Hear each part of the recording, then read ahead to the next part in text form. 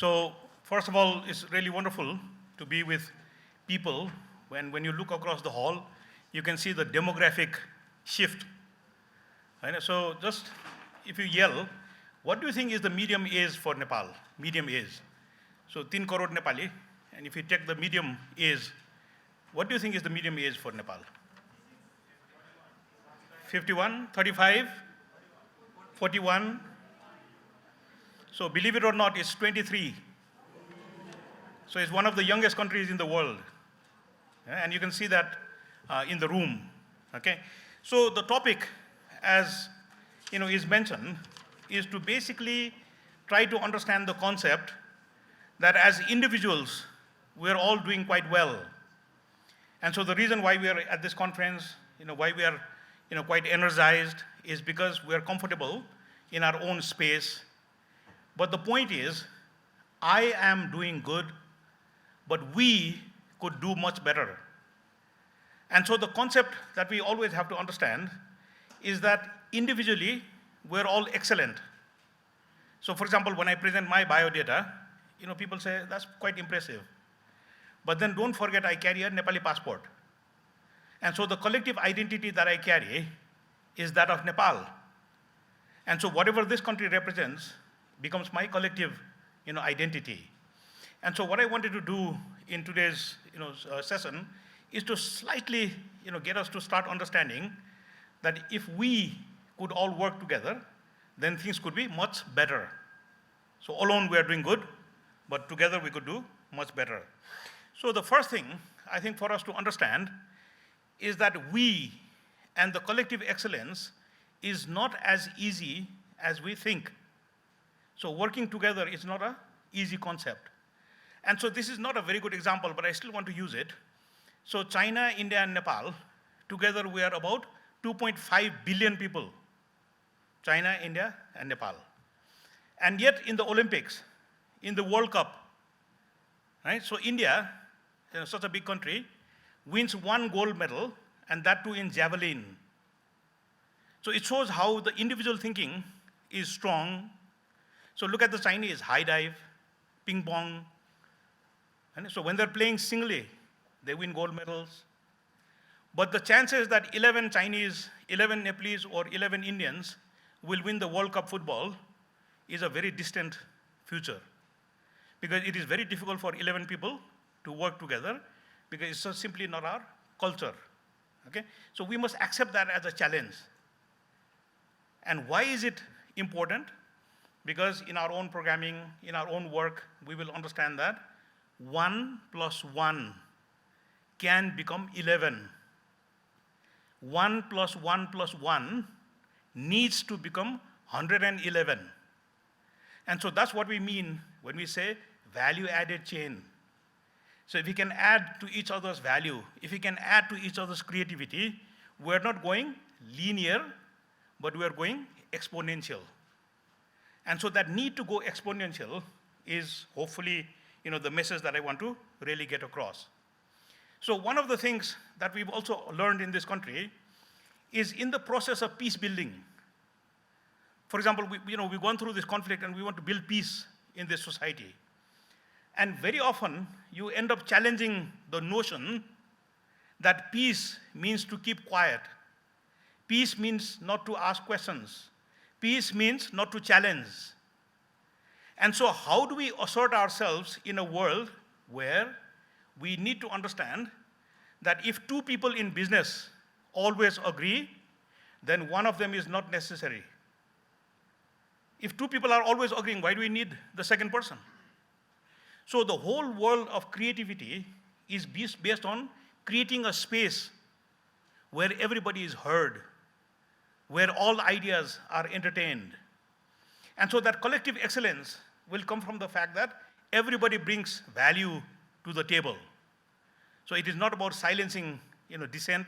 It is not about silencing ideas that seem to challenge the status quo. So if 2 people in business always agree, then one of them is not necessary. So can we create that kind of environment in our workplace is something that we really need to focus on. So the second thing is also to understand that we live in an extremely diverse society. So it's not just men and women. But it's not just the plains, the hills, the mountains, but we are in a very, very diverse country. And so what we need to realize is in the last 50 years, this country has experimented with trying to create what we call a melting pot. And that's what the United States did, create a melting pot. So it doesn't matter where you come from, what diversity you have, but you come into the United States and you melt into this one big culture. So the recent events in Nepal, and especially the constitution writing process that we had to undertake, it proved that Nepal will never be a melting pot, but Nepal will always be a salad bowl. Salad bowl where the carrot is a carrot, the cucumber is a cucumber, okay, the leaf is a leaf, right? And so the existence of the carrot in a salad is what we need to visualize. That each one of us seeks their own identity, but collectively we are willing to be a salad. And so if you can bring some of these concepts into the workplace, then you will understand what it means to do better together. Individually we are excellent, but can we become better together? So these are things that I just want to put on the table. Now, teams are going to require leadership. So a captain, a team leader. And so here, I think one of the biggest challenges that we face is just because you are a good technical mind, or just because you are sort of a very linear thinker, somebody who is very goal-oriented, sometimes is not enough. And so what we also need is to find leaders who have very strong people skills, right? People skills, because managing a team is not so much about knowing technology, but knowing people and how people behave, what they will do, how they respond.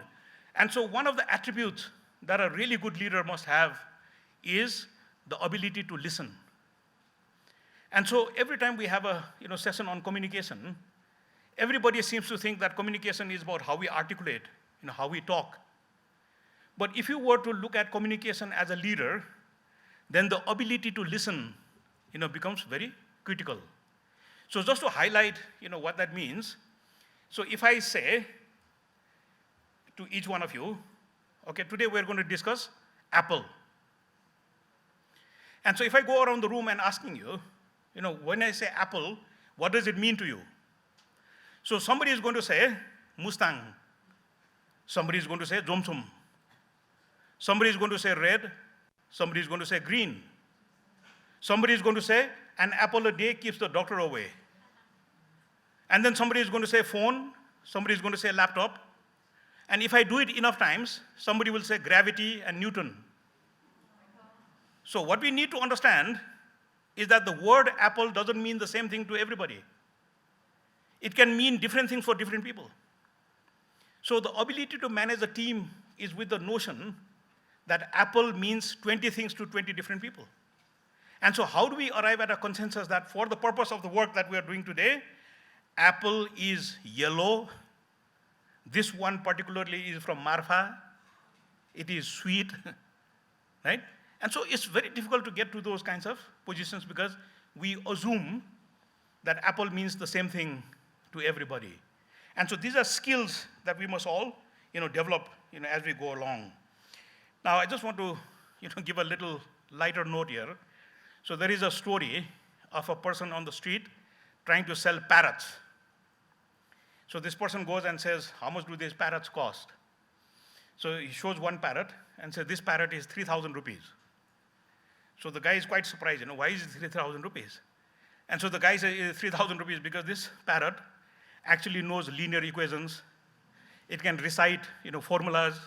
It can even solve, problems. So 3,000 rupees. So I said, what about this one? And he says, this one is 5,000 rupees.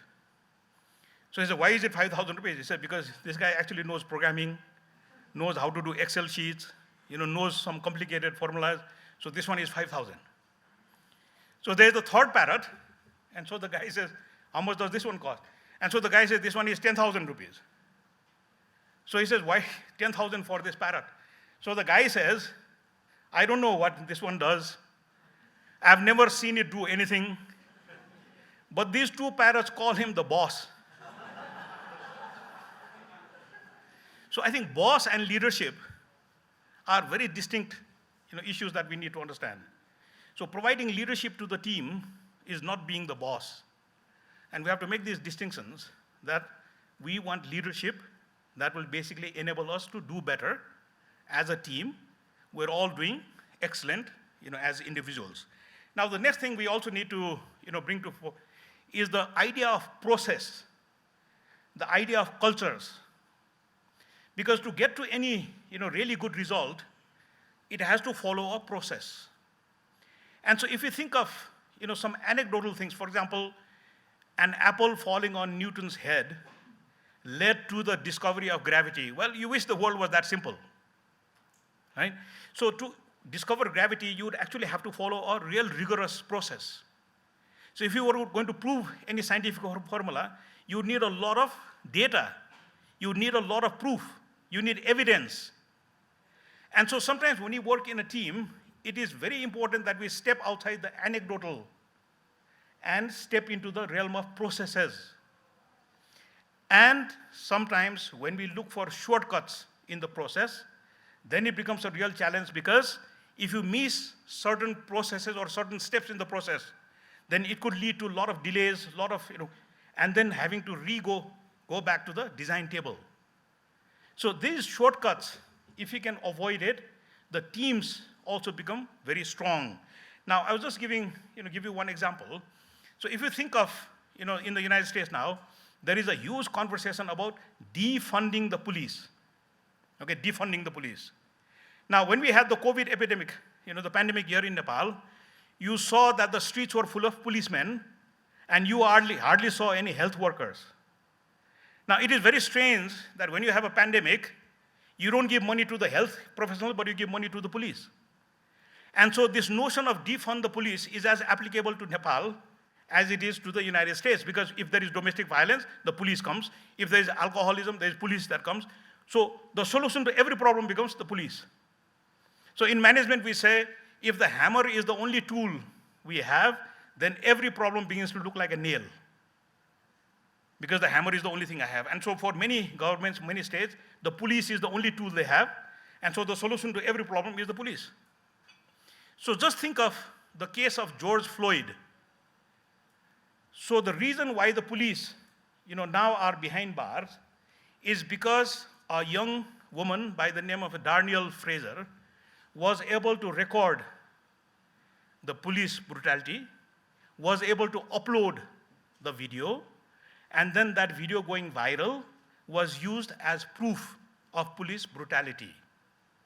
Now, I just want to give this as an example, because it proves that people who design the process, people who got to the end result of that technology, understood all the steps that went into designing a system by which you could record, you could upload, and then it actually does something good. But arriving at a product that is that useful would not be anecdotal, but would actually have to follow a process. And so I think over the next 2 days, you will hear the importance of process, of steps, and also to highlight the fact that there are no shortcuts. I just want to give another example. So for example, if you were to see drunk friends tomorrow, right after the cocktail, and you wonder, can we design an app for drunk people? Well, I think it already exists. It's called Uber, or in Nepal, maybe Pathao or Tutul, right? And so the whole idea is that we need to solve real problems in the real world. But to get to those simple solutions, you would have to follow a process. And so as a team, I think having these processes became very important. So another example would be, look at Patan, the city of Patan. So today, because of Airbnb, Patan is a 2,000-bed hotel. So look at what it has enabled. But to come to a solution like Airbnb, it takes many, many steps. And so I hope you give a lot of emphasis to the fact that for a team to function, for a team to be successful, we must follow a process. Okay, so not a shortcut or not based on anecdotes. So the final area that I wanted to also highlight is the notion that Nepal, as a location, can be a very critical hub for the IT sector. So promoting Nepal as one of those places. Now, for example, if we take shortcuts and we say money is the end game, so just look at how much criminal activity or the weaponization of the IT technology is taking place around the world. And so there, the need for regulation, or even better, the need for self-regulation would be very critical, because it will take a long time to build Nepal as a hub, but it will be a very short time to discredit it. Because suddenly the malware around the world, if people start saying, this is coming from Kathmandu or this is coming from Nepal, then we would go down very, very quickly.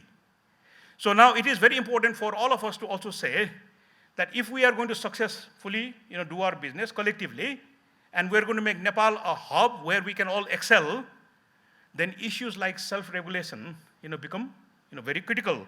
So just on that point, if you think of location, I'm sure we are in a very good place. If you look at energy supply, we might be in a very good place.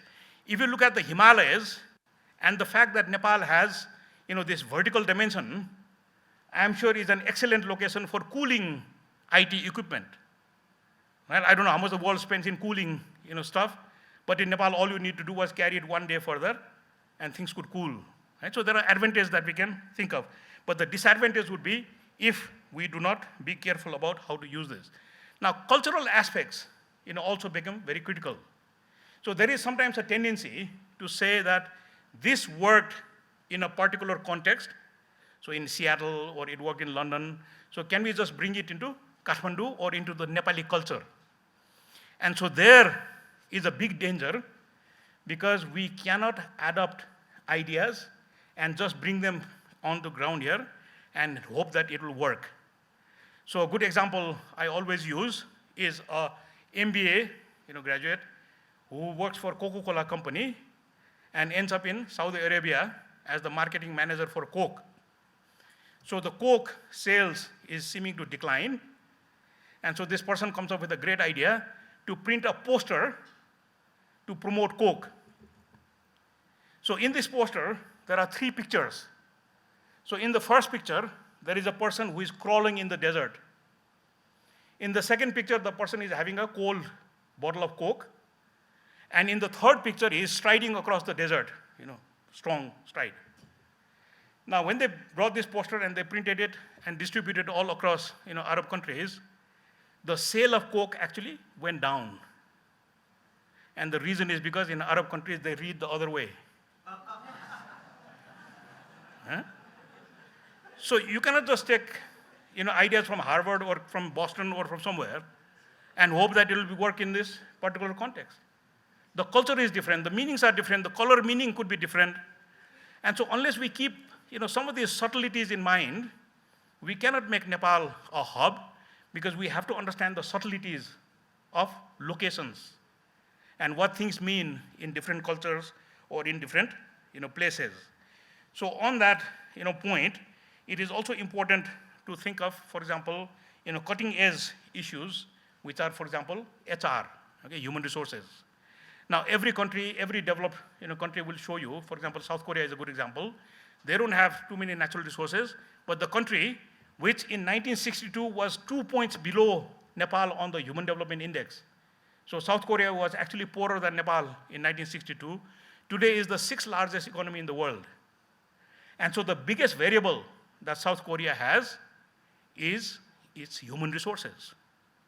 So just to show you what that means in the Nepali context, so today, after a lot of effort, Nepal has been able to get about 93, 94% enrollment in grade 1.